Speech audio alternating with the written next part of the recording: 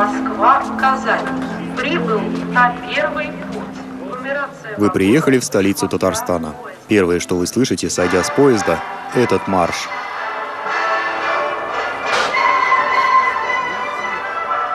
Казанцы сразу же вздыхают с облегчением. Ну вот мы и дома.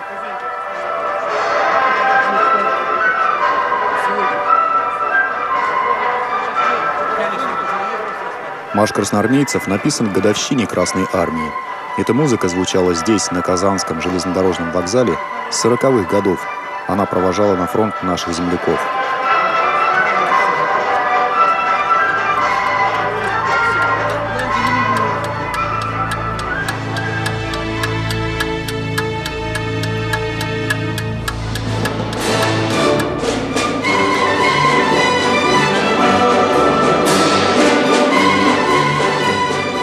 Память о тех, кто не вернулся, о тех, для кого эта мелодия была последним «прощай» с Родиной.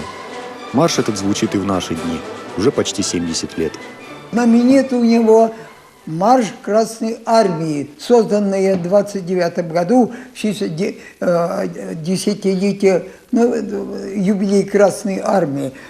Этот марш впоследствии был принят как фонд, маршевый фонд Красной Армии, Красной авиации и флота, морского флота, который потом уже постоянно звучало в больших торжествах и победных, спортивных победах и так далее в нашей стране.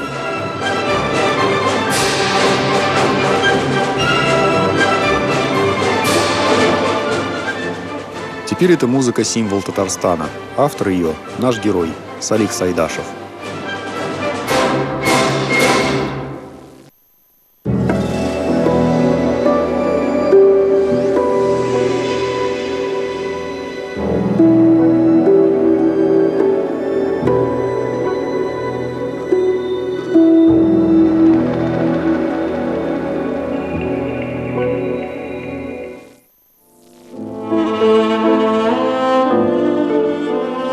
Душа народа.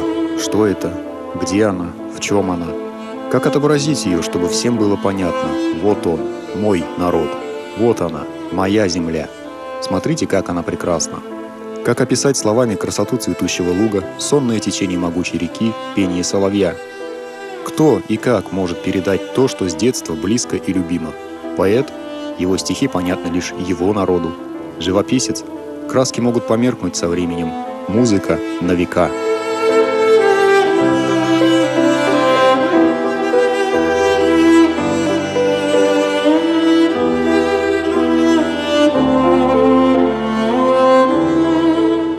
Раннее утро. Чувствуется, восход уже близок. Открываю окно и вижу. На ветку сирени сел соловей и залился трелью. Он поет, а я слушаю соловьиную песню, зачарованная. Ах, лишь бы не улетел, думаю я, и хочу тихонько отойти от окна. Только я собралась это сделать, как резко толкнулся в моем животе ребенок, и я проснулась. Из воспоминаний Махубджамал Сайдашевой, матери великого композитора, чья музыка отразила душу татарского народа.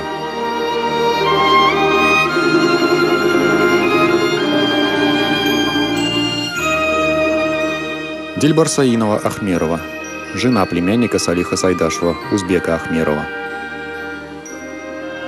Отец Салиха, Замалетдин, скончался за несколько недель до его рождения. Перед смертью он получил заботу о своей семье, а также ведение торгового дела не родным своим братьям, чье состояние позволяло без труда содержать вдову Махубджамал и осиротевших Салиха и его сестру Амину, а своему приказчику Насреддину Хамитову, которому, видимо, целиком доверял. Дела вдовы Замалетдина стараниями Насреддина пошли успешно, хозяйство крепло. Видя это, дед Салиха, Бекчентай, на правах патриарха принимает решение выдать одну из внучек, Розу, за Насреддина. Он поселяется в доме Сайдашевых. Жизнь Салиха соединилась с семьей Хамитовых.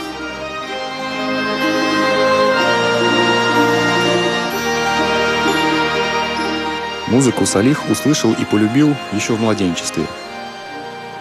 Но однажды к ним, когда ему было всего 2 года, к ним домой пришла его двоюродная сестра. Она была такая озорница, она была прекрасно играла на гармошке. В те времена вообще в татарских семьях, в каждой семье кто-то играл на каком-то инструменте. Это было так принято. И вот она пришла к ним, взяла гармонию, стала играть. И вот эту историю она рассказала нам, когда ей было 90 лет уже. И она рассказала, что этот мальчик буквально потерял голову, когда услышал звуки гармонии. И он за ней ходил, за ее юбку держась, дай, сыграй еще, дай поиграть, научи играть. И вот якобы она, измучена его настойчивым требованием, посадила его к себе на колени, вот это описала Дильбар Замалиевна в книжке своей, привязал кто-то ее пальцы, его пальчики к ее пальцам, она стала играть, и вот так первый раз он как бы принимал участие в музицировании. И вот каким-то образом вот так он вскоре уже начал играть, и гармошка стала любимым занятием его. Из воспоминаний двоюродной сестры Сагадат Идрисовой. Помню, Салиху было 8-9 лет, когда его стали приобщать к торговым делам Насреддина. Но он не любил ходить в магазин. Часто уходил из дома, якобы в магазин, а сам забирался на чердак и, собрав вокруг себя ребятишек, наигрывал на гармонии. Конечно же, ему доставалось. Однажды, когда мать стала ругать его за это, он заявил: «Знаешь, мама, не гони ты меня в магазин, я туда не пойду, потому что один музыкант дотронулся до моей руки. А ведь когда музыкант дотрагивается до чьей-то руки, то этот человек обязательно становится музыкантом. И я им буду».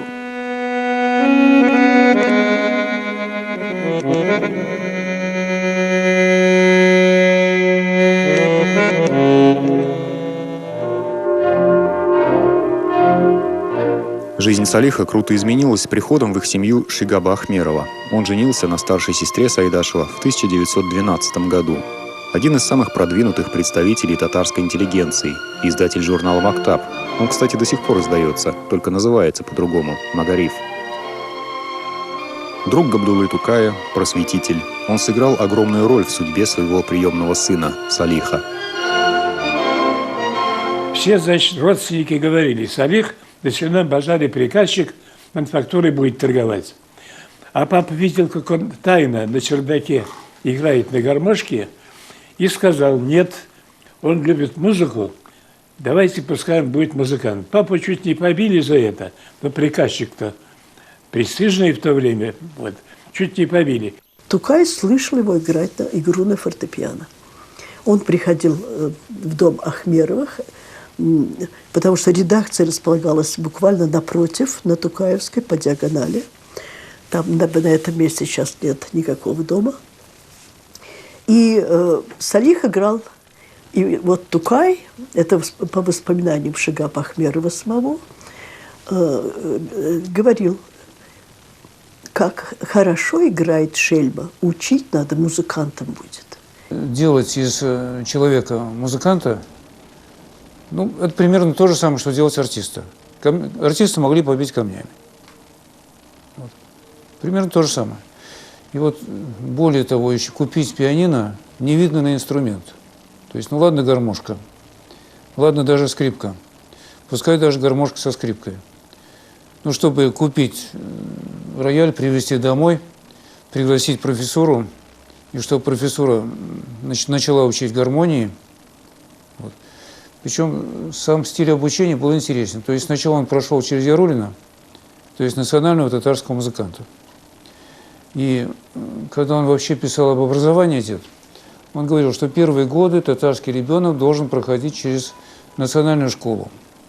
И только потом уже получать что-то вроде гимназического образования. Потому что первые годы закладывают менталитет. И вот примерно вот та же самая схема была сделана в отношении образования Сайдашева. То есть сначала был национальный музыкант Ярулин. И Тукай, который все время был у нас дома, он тоже слушал Ярулина, еще одного человека, и слушал вот неумелую игру Сайдашева. Все, он других музыкантов не признавал. Потому что есть понятие «мам». То есть это передача национального духа в музыке. И вот этот монк проявлялся у Сайдашева, проявлялся еще очень ограниченного числа исполнителей. И только потом пошли профессора Казанского училища, то есть высококвалифицированные люди. Потом пошло изучение партитур. И из мальчика, который, максимум был бы хорошим гармонистом, хорошим исполнителем, может быть, каким-то, неумелым сочинителем, которых было много, все-таки получился профессиональный композитор, которому уже учиться дальше было нечему.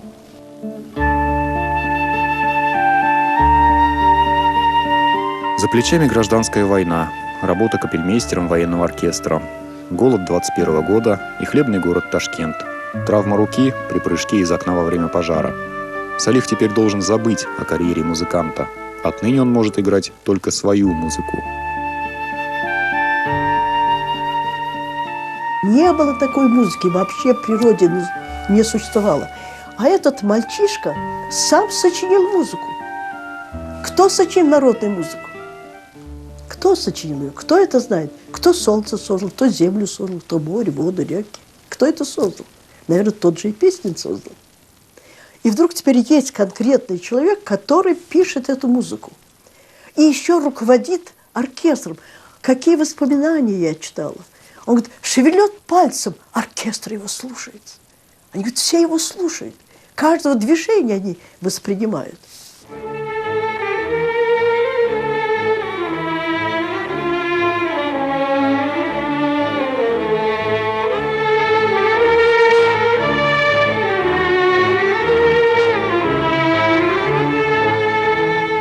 Это расцвет его карьеры. Теперь он заведующий музыкальной частью театра имени Красного Октября. Его пригласил сам Карим Тинчурин.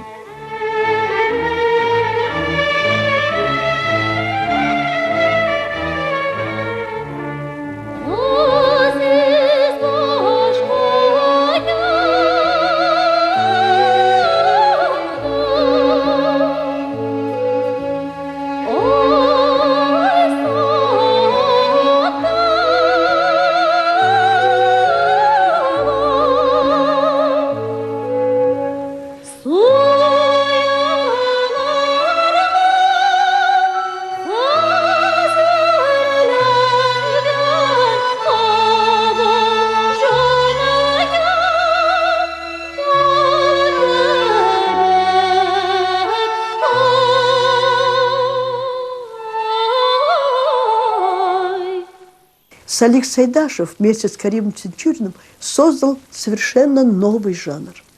Жанр называется музыкальная драма. И вот первым, совершенным уже, классическим сразу представителем этого жанра стала «Голубая шаль». Это 26-й год. «Голубая шаль». И по поводу «Голубой шали» это поразительная вещь. До этого люди...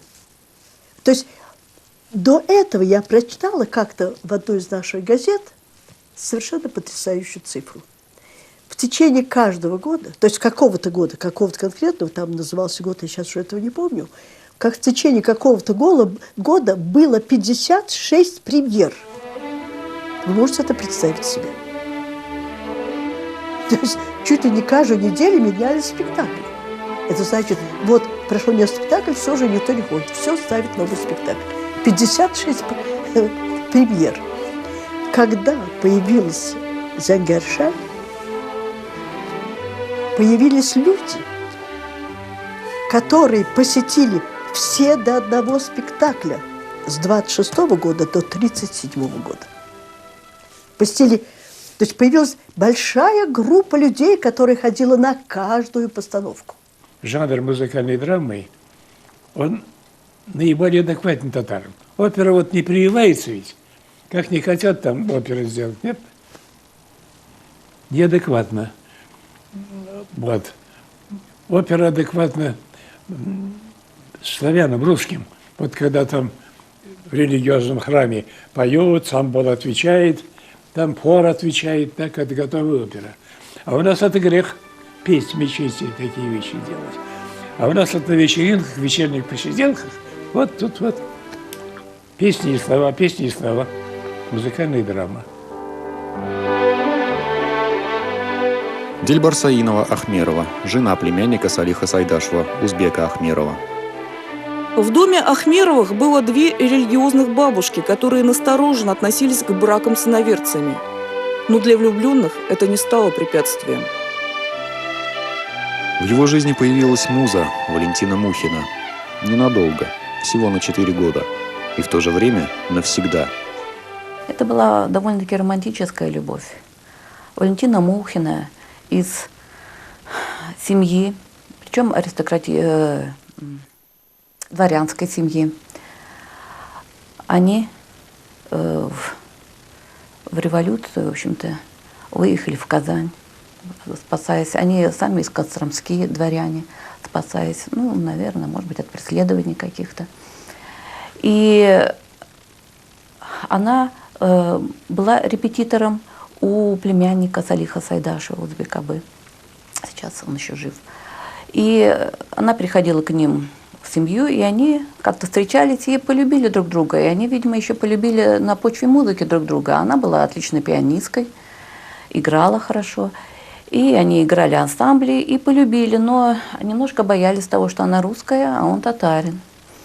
И любовь победила, и они, в общем-то, как-то даже скрываясь от родных, Ахмеровых, видимо, они поженились, а потом только объявили о том, что они муж и жена.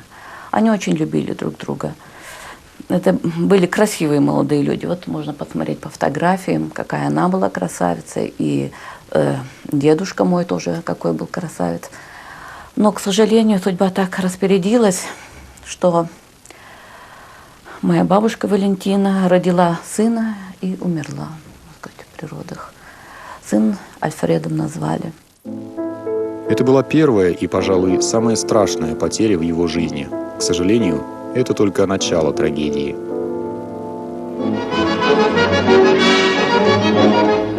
А пока песни Сайдашева поют по всему Татарстану. Театр процветает, постановка за постановкой и всегда аншлаг. Галия Бану, Зангашаль, Иль, Наемщик.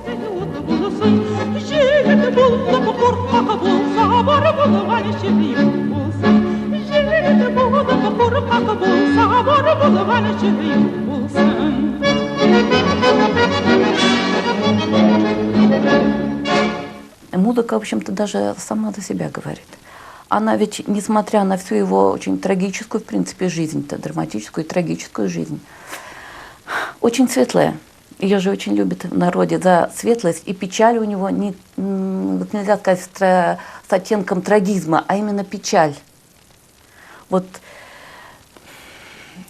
песня известная «Хуш Вылым», вот это квинтэссенция, мне кажется, всей музыки Сайдашева. Такая маленькая песня, но она гениальная. Ее же как народную считают. Вот именно она же очень печальная, и в то же время у нее какой-то такого глубокого трагизма-то нету. Она выражает вот душу Салиха Сайдашева.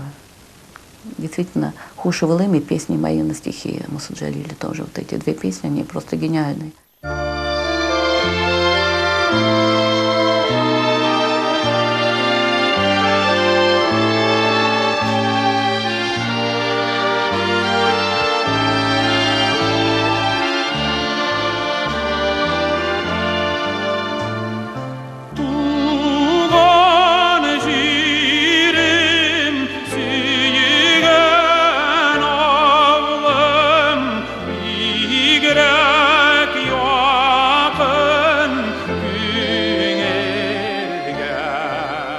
В одночасье, примостившись за гробом своего друга, артиста Нури Сакаева, он пишет свой знаменитый похоронный марш.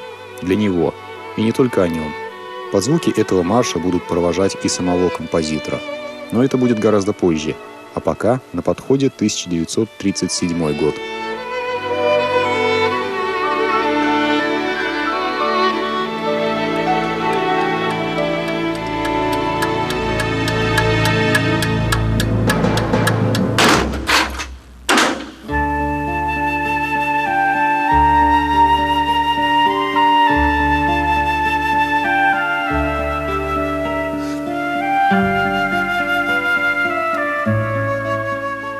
В В одночасье Салих лишается всех своих друзей: Карим Тинчурин, Фатхи Булнашев, Хасан Туфан, Мирсай Амир, учитель Сайдашева профессор Корбут.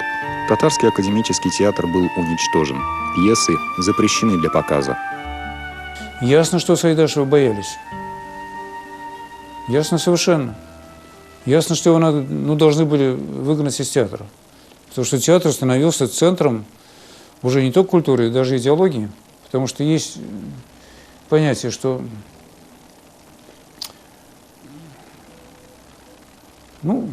формулировка Ленина, что национальная культура должна быть национальной по форме, но социалистической по содержанию. Да, формально это делалось. Тинчуринские пьесы, они, в общем-то, говорят о справедливости социальной и так далее, и так далее.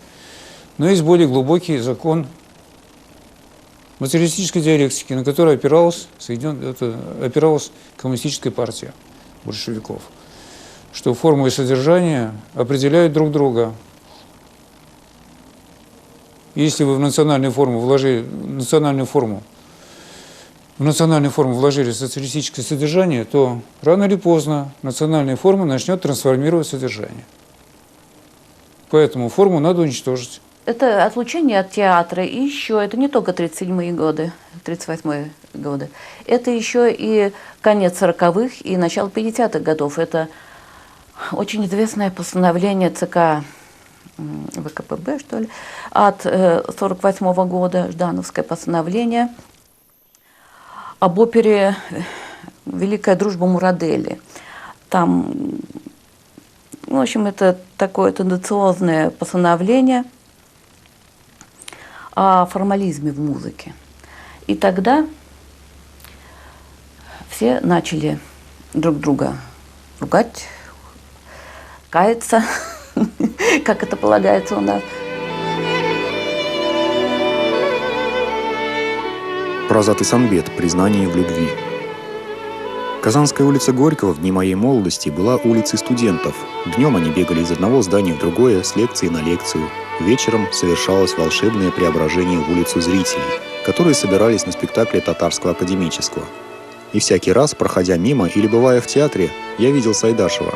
Он жил во дворе в пристрое театра, выходил всегда к воротам и стоял, запрокинув слегка голову, в белой сорочке, неизменно при бабочке.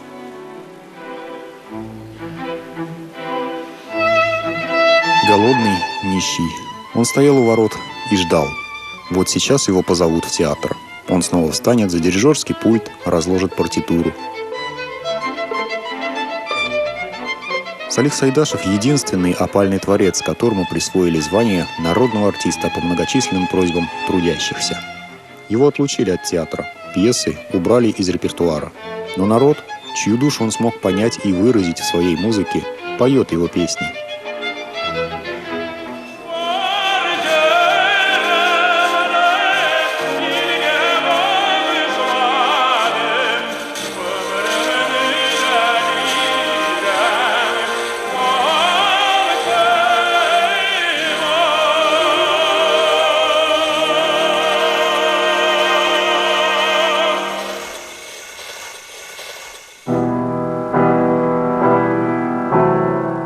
«16 декабря 1954 года.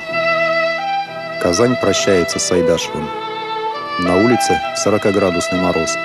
Народ все идет и идет к зданию театра. Могила композитора уже начала запорашиваться снегом. Люди стоят. Такого Казань не видела со времен похорон Тукая.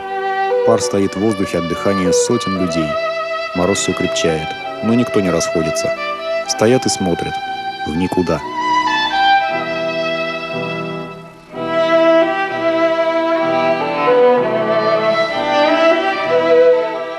Человек ушел, музыка осталась. Душа его где-то здесь, до сих пор, и где-то рядом.